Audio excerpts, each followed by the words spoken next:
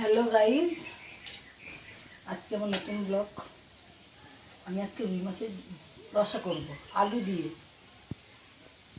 মাছগুলো ভেজে নিয়েছি, এই রুই মাছগুলো ভেজে নিয়েছি আর আলুটা ভাজা হচ্ছে। আলুটা ভাজাই হয়ে এসছে। আলুটা তারপর মশলা বানাচ্ছিলাম। মশলাটা মাছগুলো ভেজে আলুগুলো ভেজে নিলাম।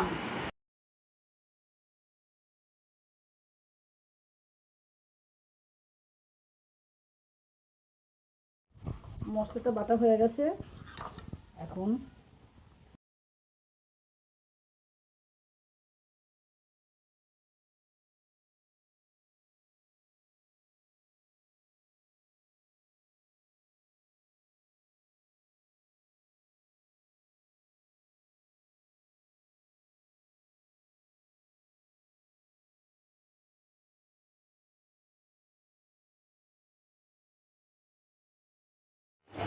এখন আমি জল দিয়ে কষিয়ে নিলাম।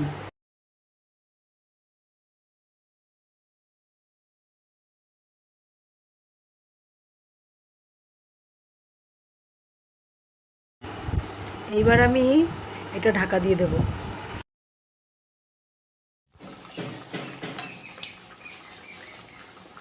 মাছগুলো দিয়ে দেবো ঝোলে।